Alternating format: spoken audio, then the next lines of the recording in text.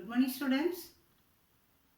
So, hope you are following the classes and covering the portions day by day. And anyhow, we are in this supposed to move to the second volume. So, the first volume over, there are 7 chapters we have discussed. And in the second volume, the first chapter is excretion, right? Excretion. So, this, recently we are discussing about this, physiology, about the physiology of this human body, right? And the first topic we have discussed about this, digestion. And the second topic we have discussed about the circulation. And this is the third topic, it is excretion, right? So is there any link in these systems? Of course, unless there is a link, the human body cannot function, right? So each and every system is interlinked with one another. Am I right? Okay. So excretory system. So first we said is a digestive system. So what are the things we have discussed in the digestive system? Of course, the digestive system commences from the mouth and end with anus, and we are taking the food through the mouth and it will be grinded very well, and finally it is reaching the small intestine. In the small intestine, it is the complex molecule is becoming its own simplest molecules, right? It's monomeric units. And that it will be absorbed by the villi and it is taking it to the liver. From the liver it is taken to heart, and from the heart it is supplied to every cells, right? And finally the waste substances from this digestive waste will be eliminated through the anus as a fecal matter, right? So we feel, of course, this is a waste, right? So the digestive system is eliminating these waste. No? Then why a special excretory system is there again, right? That will be the question. So here we can come what this excretory system is doing is here, right?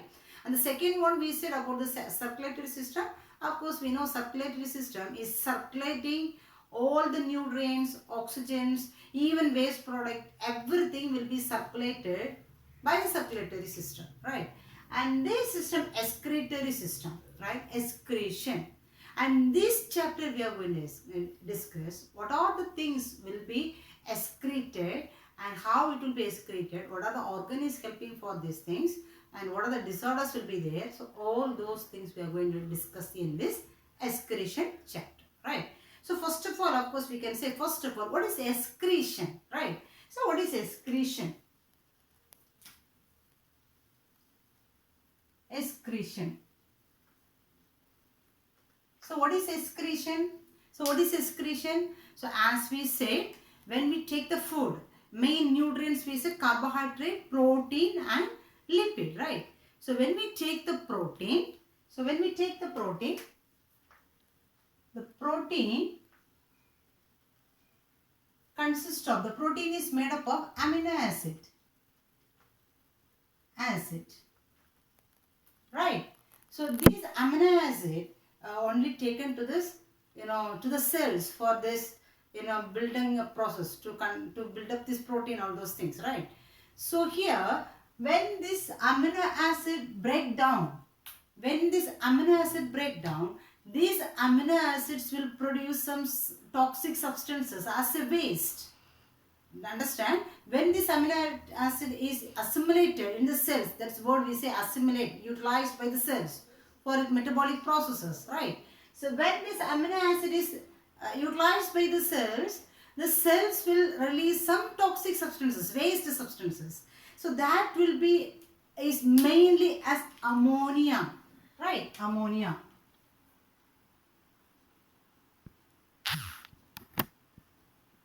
So it will be mainly as ammonia, or we could say it will be as uric acid, or it will be in the form of this urea. So these things we can say as a nitrogenous waste.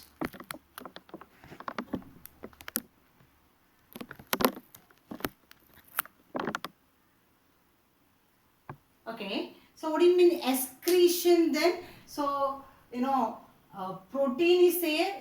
Through the digestive system we used to take the protein as a diet, right? Then protein is made up of amino acid.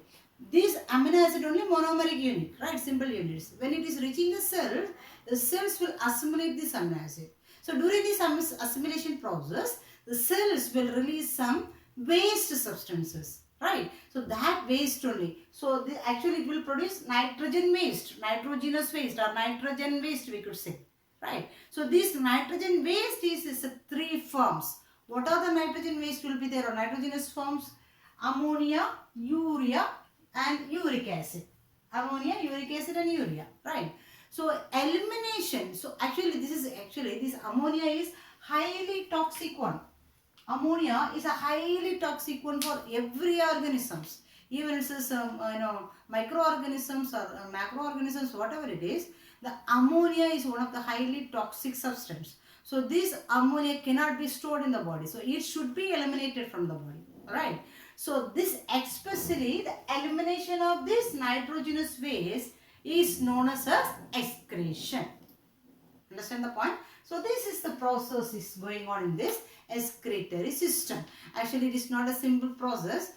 Of course, it is in a simple process also there as per this level of these organisms, right? So anyhow, basically we could say this elimination of this nitrogenous waste, either it will be the ammonia or uric acid or urea, right? So elimination of this nitrogenous waste only known as excretion.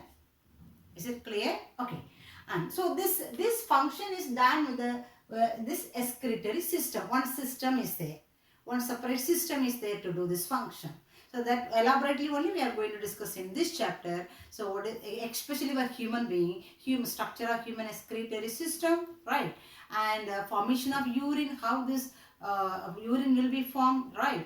And what are the disorders will be there in this system. So those things only we are going to discuss. Is it clear? And before we move to the topic, some basic things which is related to excretion, we have to know the some basic things which have to know, right? And so this is the major function of this excretory system. And not only this alone, other than this, some other function also it is regulated by this excretory system. So there is another one we could say. The first one is elimination of this nitrogenous waste, right? And the second process is osmoregulation. Osmoregulation. Have you heard this word osmosis? Osmosis is a term most of the times we used to refer that is osmosis, right? So what do you mean this osmosis, right? So the cell, actually if you take the cell inside one fluid will be there. So this they used to say it's an intracellular fluid, right? Inside the cell, the fluid will be there. That we could say it's a fluid. We said intracellular fluid, extracellular fluid in the previous chapter we discussed, right?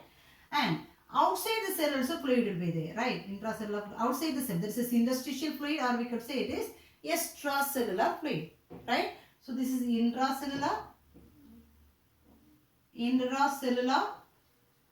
fluid. This is interstitial or extracellular fluid. Extracellular fluid, right? So actually, so inside the cell or outside the cell, mostly the cells constituent of the cell is made up of mostly water. 70% water only there. So outside the cell also there is a water. So almost we could say everywhere 90% water only there, right? Everywhere water is playing a major role, right? So here, so osmosis means osmosis. Osmosis means actually, so these cells, actually it has to cells consist of, fluid is there and the solute is there, inside substances will be dissolved inside, right? Solute will be there. So this solute concentration should be isotonic or equal inside and outside the cell. In the intracellular fluid and in the environment or extracellular fluid, this this concentration should be in an equal level, both sides. So if this solute content or the solute content is more here, the water has to move inside, right? If the solute content is less here, the water has to come outside. Do you understand? So the substances which is more concentrated inside the cell, the water has to move inside to balance it. Understand? If the concentration is more outside, the water has to come outside to balance it. So both the sides, either it is inside the cell or outside the cell, both the sides it should be maintained in a equal level, right? So this movement of this water to maintain this basic solute content or constituent or concentration is known as osmosis. Always it moves from higher concentration to the lower concentration. So the water used to move from higher concentration to the lower concentration. Understand? So that process only known as osmosis. So it should be maintained in a balanced level in both the sides. Is it clear? So by this simple division process, through this membrane it is to cellular membrane and it is to transfer. The water molecules from higher concentration to the lower concentration it is to transfer. Why it should transfer? Because the both the sides should be maintained in a balanced level. Is it clear now? Basically we could say. Understand? So these also done with the help of this excretory system. So the excretory system is doing this osmoregulation also. Understand? Then another one process also done by this excretion, we could say it is ionic regulation. Ionic regulation. So what do you mean this ionic regulation? So many ions are there in this blood, right? So inside the cells everywhere. So sodium ion, potassium ion, hydrogen ion, calcium ion. So many iron will be there, right? So these iron content also should be in a homeostatic condition. So in the word we referred in the previous chapter also. What do you mean homeostatic condition? In this, it should be in a constant level. It should not increase, it should not reduce. Homeostatic means in a constant level, stable level, right? So to maintain a homeostatic, osmosis as well as homeostatic ionic condition. So this iron content also will be regulated in a normal level. The iron content should not be increased inside the cell and it should not increase outside the cells. So both the sides should be maintained in a balanced level. So that we could say it is ionic regulation. Also done with this excretory system. Right. So especially here if it is ionic regulation, for example we could say the organisms, if it is live in aquatic region, if we consider in aquatic region, fresh water, three water, fresh water will be there, marine water will be there, as well as terrestrial condition also will be there, right? So fresh water, marine water, for example, listen, I say, so ionic regulation means the fishes which live inside this fresh water. If it is living inside the fresh water, what do you mean fresh water? There is salt concentration will be very low in this fresh water, right? So which means the animal body, it will maintain the higher salt content inside the body. So it should have the higher salt concentration inside the body, then only this outside very less, so it can balance the ionic content, right? So salt concentration, sodium chloride, this it can be, it will be balanced, right? So in the freshwater fishes, they say the salt concentration will be more. The salt content will be high inside the body, right? And marine water, it is vice versa. What will happen here in the marine water? Outside in the environment, in the surrounding, the concentration is more. Ionic concentration will be more. So what happens here? So inside the body, the salt concentration will be less. Understand? And if it is living in this terrestrial, if the animals live in the terrestrial condition,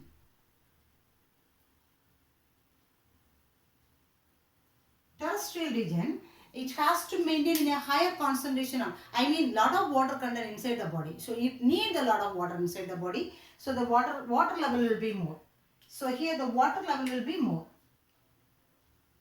Water level will be more inside the body. Why? Because if it is living on the terrestrial conditions, due to this evaporation, this water loss will be there. So to maintain this situation, it should have the higher water content inside the body. So in such a way, it is ionic concentration or osmoregulation. So those things, it will be balanced in the body with the help of this excretory system, right? So that is what we will discuss now. It is what is the basic functions of this excretory system, right? And we can go on this. What are this type of this excretory organ is there, and what kind of this eliminatory substance is there. So a little more discussion we can see. Okay, right? Do you understand?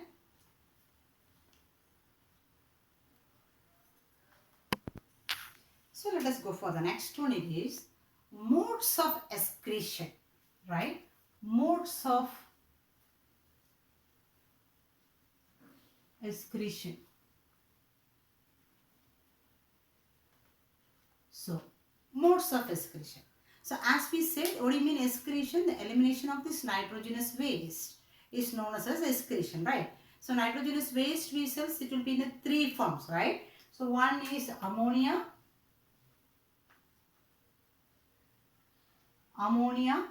The second one is uric acid. The third one is urea, right?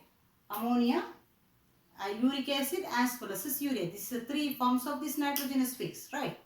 Okay, so now let us see and how it will be eliminated. So to eliminate this ammonia, it need a lot of water. So this ammonia will dissolve in the water, and as ammonia even it will be eliminated. So it will be eliminated as ammonia. So this ammonia will dissolve totally in the water and it will be eliminated, right? So to eliminate this ammonia, this body need lot of water content, right? So it need water content, lot of water, large amount of water, right? So water content should be more to eliminate this ammonia, right?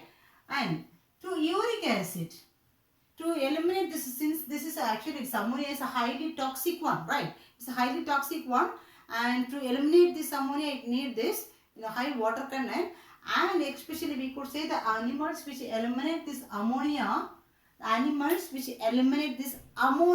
a waste product is known as ammonotelic animals. Ammonotelic animals. So since it need more water, especially we could say aquatic organisms. So aquatic animals, amphibians as well as aquatic insects. So those organisms actually it's following this mode, which means it is eliminating the ammonia, and of course if you have a lot of water also it could easily eliminate this ammonia, right? So we could say it is aquatic animals, amphibians and aquatic insects. So these things we could say this is ammonotelic animals, it's eliminating the ammonia, right? And the second one it is uric acid. So uric acid is less toxic compared with this ammonia, right? And it need less amount of water. Of course it need water, but it need less amount of water compared this ammonia. And it is toxic only, but compared ammonia it is less toxic one, right? So it need little amount of water. Uric acid, right? So the animals which is eliminating this nitrogenous waste in the form of this uric acids are known as uricotelic animals.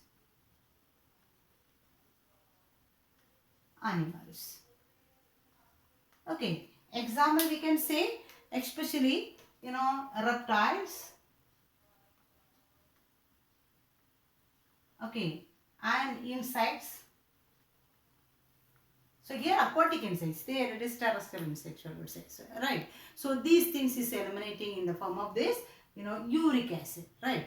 And especially mammals, reptiles and the birds also we could say. Okay, and mammals is eliminating in the form of this urea.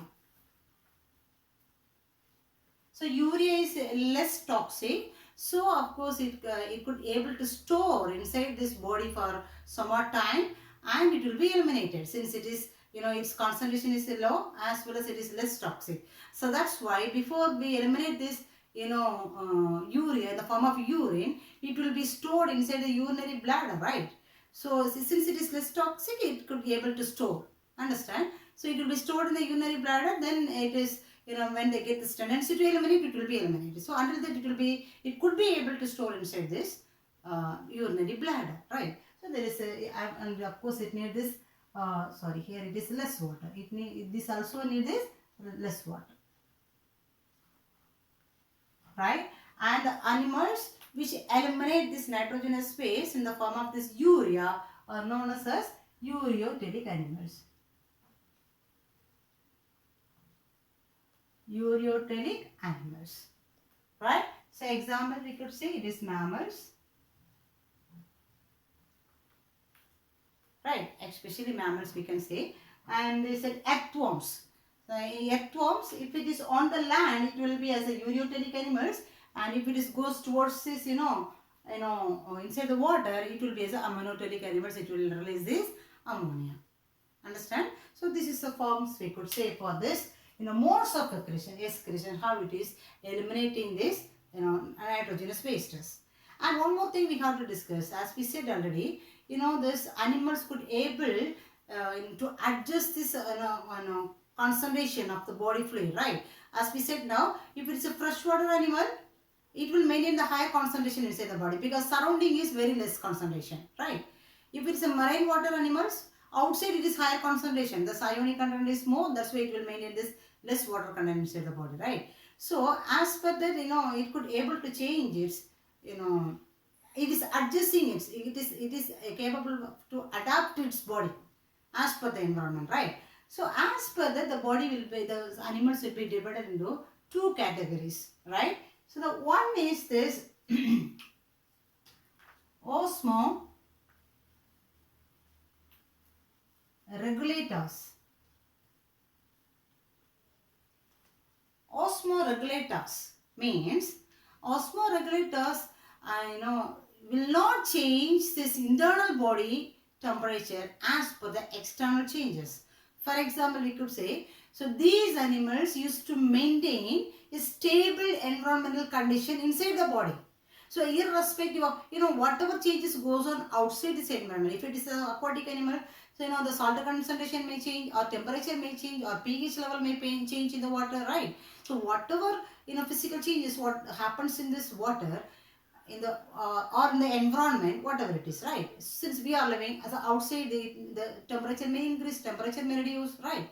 So whatever changes, irrespective of this environmental changes, so whatever changes happens in the body, in the environment, the body will not change its own internal environment, right? Even so temperature, sorry, if temperature or salt or pH level, it will not change. It will be maintained in a constant level, right? That animals are known as osmoregulators, right? And the second category is Osmoconformus.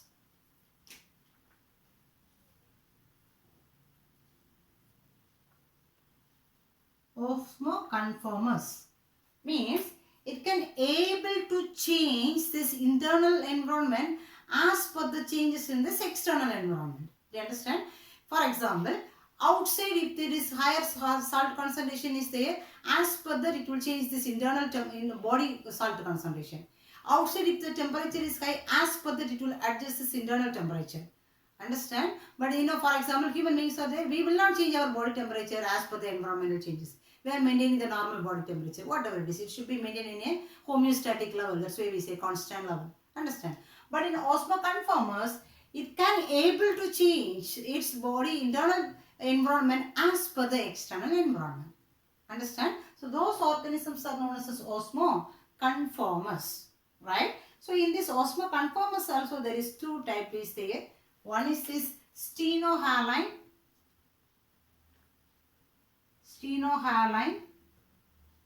Okay. Another one is this, stenohaline as well as this urehaline. Stenohaline as well as urehaline. Okay. And what do you mean stenohaline? Stenohaline means here this osmoconform, the fluctuation will be in a narrow level. Here it is wide. What do you mean this narrow and the wide? So stenohaline means it could able to change its internal environment of this body, but only in a limited level. Only in a limited level. So that's what, for example, goldfish. Here example, even this is a goldfish. goldfish. So will be very sensitive fishes, they used to say. So when we put into this, tank, the water content, it will be very sensitive. It could able to change its body temperature, body environment, but in a limited level. If there is a wide changes, a lot of changes is there in the water, it cannot tolerate. So it may die, right? So that's why they say it's a narrow level, right? Not, it cannot tolerate much of these changes in this water. Here, okay. But euryhaline means it can tolerate this, wide, environmental changes in this, fluctuations in this environment, right? So that is known as euryhaline. So example, one of the example is tilapia. Okay, it is one of these, exotic fishes, which means it can able to tolerate in any climatic condition, whatever it is. So wide fluctuation, it could able to tolerate. If it is up and down, whatever changes is there, it could tolerate, right? So those animals we could say it is euryhaline animals. Understand? So to understand the mode of excretion, so ammonia, uric acid as well as urea is there. As per the excretion, the animal will be termed there, and the example also they said, right? And here this body, the internal environment will be changed or will not be changed, right? So as per that, it will be classified into osmoregulators as well as the conformers. Understand? And let us go for the next one. How? So what are these excretory structures? So excretion from this unicellular organism to multicellular organism, everywhere the excretion process is going on. But this method is different, and this excretory organ also differ, right? So that's why that we could discuss as this, excretory structures. Got it? So let us go for the next one. It is excretory structures. So as we said now, so the excretory process is going on from higher organisms to the lower organisms, right? But this excretory structure and the mode of excretion will be varied, right? So here, invertebrates. First they said about this invertebrates and vertebrates. So let us see some excretory structures for invertebrates first, right? And the invertebrates, they said in the form of this protonephridia as well as metanephridia. So the excretory structure will be in the form of protonephridia as well as this metanephridia, right? So protonephridia means we could say some special cells. Some special cells which is present inside this animal will be involved in this excretory process, right? So especially we could say platyhelminthes. Platyhelminthes consist of flame cells. Do you remember in the first chapter we discussed, in the second chapter, right? So platyhelminthes consist of the flame cells. It is a special excretory cells which is present in this platyhelminthes, phylum platyhelminthes, right? And amphioxus and consists of the specialized cells. It is known as solenocytes. Solenocytes is a specialized cell which is present in amphioxus to do this excretory function, right? And nematodes. Nematodes consist of rennet cells. It consists of rennet cells. So this is a excretory cells, right? So these kind of the specialized cells we can consider as a protonephridias, right? And the second one, metanephridia. Metanephridia usually it will be in the form of tubules. It's not a well-defined structures. It will be like a simple tubules will be there in us as metanephridia type of this excretory structure. And few examples we could say annelids and mollusks consist of these tubules, right? Then insect consists of the tubules which is known as Malpighian tubules. Do you remember Malpighian tubules? And crustaceans, arthropoda, one of the classes is crustaceans. So prawn and all, right? So the crustaceans consist of this rennet gland or green gland. So this is the excretory organ for this crustaceans. So this is some structures which is helping for this excretion in various animals, right? And especially we talk about few here about this invertebrates. Okay, and we come to this vertebrates. So vertebrates we could say it consists of this well-defined kidney, pair of kidney will be there, and the kidney consists of the specialized structural and functional unit of the kidney. Of course, you know what is it? Nephron, right? And it consists of nephron. Of course, in the next topic, in next class, we are going to discuss about this structure of this human kidney and this nephrons, because the structural and functional unit of the kidney is known as nephron.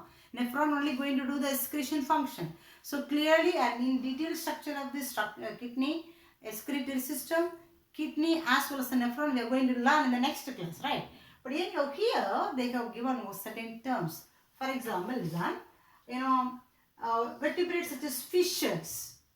So basically, if you see this simple structure of this nephron, we could draw now. So here on Bowman's capsule, or Bowman's capsule will be there, and inside this glomerulus, tubule will be there. Then it will be formed as this proximal convoluted tubule, one tubule. Then it will form as a Henle loop or loop of Henle. Then distal convoluted tubule, it will form as a distal convoluted tubule, and finally collecting duct. So this structure, elaborated structure we are going to learn. Okay. So anyhow, so let me explain this. This is Bowman's capsule and this is glomerulus. This is Henle loop. Henle's loop. Okay. Actually, basically we could say this is actually the long tubule. The nephron is a long tubule with one filtration structure. Okay.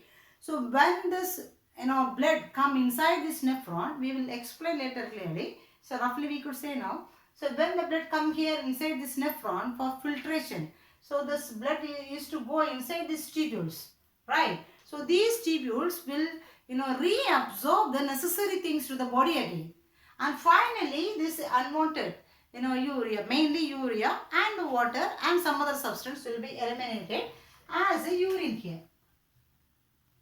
So finally all these things will be collected in this ureter and it will be eliminated, right? So that we can discuss later. So now the point here is, especially in fishes. Fishes, they say this structure is absent. So this structure is absent. So the filtration process is not going on. It don't filter. Understand? So that's why the urine which is formed at last, it will be in a diluted form, because it is not filtered very much, right? So it will be as a diluted form. So that condition is known as isoosmotic. Isoosmotic means, iso means almost in a same level, right? So the concentration level is not high or not very low. So this urine, the concentration level will be almost equal like this, blood. So that's why they said it is as isoosmotic. Understand? Second, in example, amphibians, they said this Henle loop is absent for these amphibians. Henle loop is absent. Since Henle loop is absent, this reabsorption is not going for prolonged time, because it is this loop is absent, right? So that's why again we could say this this urine will be as a hypoosmotic. Hypoosmotic means the concentration is very less. Water is lot of water content is there, and this solute content will be very less. That's why they said it is hypotonic in condition. Understand? Then reptiles. Reptiles, this glomerulus as well as this Henle loop, both is absent, right? So that's why here it is this fluid, urine formed here, it is as hypotonic in condition. Understand? And the next one, but in case of this mammals here it is well defined nephron is there. So glomerulus, proximal, distal convoluted tubules, Henle loop, collecting duct, lot of region, long tubule is there, right? That's why here fully reabsorption is going on. So a lot of water will be reabsorbed throughout these tubules. So finally only less amount of water will be there, and this solute content will be more. Do you get me? So when this, as per the length of these tubules, if the length is more, throughout the length of this tubule, the water will be reabsorbed. So finally only less amount of water will be there. If the length of this tubule is less, as per the length only water reabsorption, everything will be there, right? So here since the length is small, so throughout the length of this tubule, water, everything will be reabsorbed. So finally, and this urine consists of very less amount of water plus solute content will be more. So it is a concentrated urine, we could say. So that's what the word is. So hyper means high, hypo means less. Hyper is high, hypo is less. So here this urine is hypertonic in condition. Understand? So hope you understood, and we can wind it up here with this topic. And the next class we can discuss about this in a human structure of human excretory system, kidney and nephron and all those things. Fine. Thank you.